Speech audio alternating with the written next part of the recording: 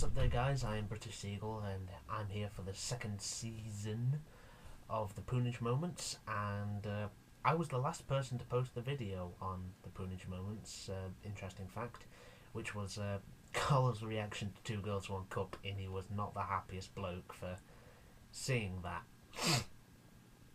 I'm sure I'll be right, though. So, as I am to understand, the challenge for this week is to review an RPG. Now this is interesting because I put a comment out to Carl on was it VU or something, which was asking question to me, what is my up-to-date reactions with Final Fantasy VII, and he did not like my reaction. So because of that, I've been asked to review an RPG. So sorry guys, this week is my fault. He's not the happiest bloke because I did it, but anywho, here is my review of RPG Maker VX. I'm still looking at that screen. I'm just that handsome devil on the other side of the screen. Ooh, why hasn't that bugger broken that camera yet? Ugh. So yeah, here we go. This is my not pre-recorded, but it's going to be recorded and put separate review of Final Fantasy VII, and I hope you guys enjoy. Slashy boom boom angst slash boom boom slash angst cross dressing. That is basically my experience of Final Fantasy VII up to that point. That's pretty much all I have to say about it. That first segment, just go back and repeat that to yourself, and that is my review of Final Fantasy VII to a T. This game, I've got no problems with it. Specifically, no problems with gameplay. Gameplay is good, if you don't mind 5-minute long cutscenes. The gameplay, the fighting is good if you don't mind waiting 3 minutes. No, not 3 minutes, that's just being harsh now. If you mind waiting a stupidly long time, that'll do, for your time bar to reach the top again, then this game is good. If you don't mind turn-based combat, that half the time you spend looking at one another, this game's good. If you don't mind a overly complicated saving feature, it's good. If you don't mind 10-minute long cutscenes filled with angst and wanting to cut yourself with the disc, then this game's good. Although I can't cut myself with the disc because I downloaded it on PSN, which, by the way, is the worst money I've ever spent. Now, let's just get down to the thing. I've said what's bad about the game up to here. Let's get down to the good things.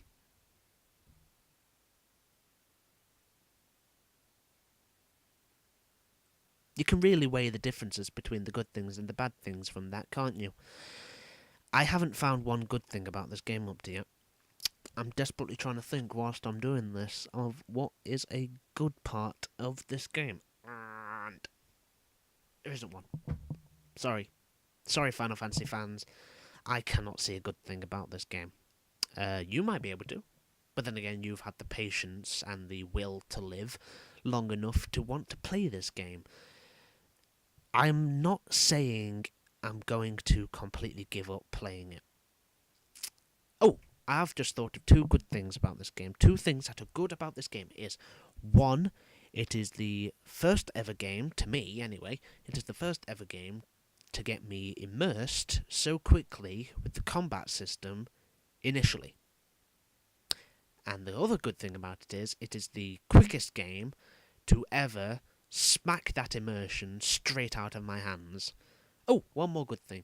It's the only game ever that I've stopped playing for a prolonged amount of time. Yeah. I've even gone back and played through Spyro the Dragon, and I've finished that quicker than I've finished Final Fantasy VII. Let's take apart the fact that it's 3 discs long. 3 stupidly long discs. Oh, another good thing that came out of this game. I thought of a new drinking game. For every minute you spend listening to angst in this game, take a drink. There's 3 discs long, and the cutscenes are about 5 minutes each, so yeah. But over and all, it's just not a good game in my mind. I can't get immersed in it. It's the sort of thing where 10-minute long cutscenes just do not do it for me. I'm not saying that it's got to be every cutscene can be skipped, every cutscene can be seen to in a different way.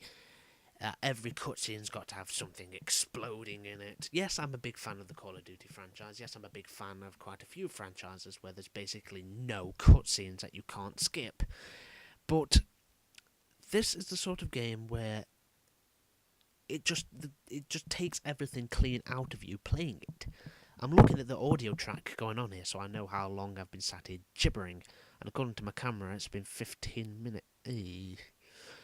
That's going to be a lot of editing. But I'm getting completely... Yeah, this is another thing as well. I got so distracted playing that game. That's another thing that immersion's supposed to stop from happening. You're supposed to get sucked into the game so hard that you can't get out.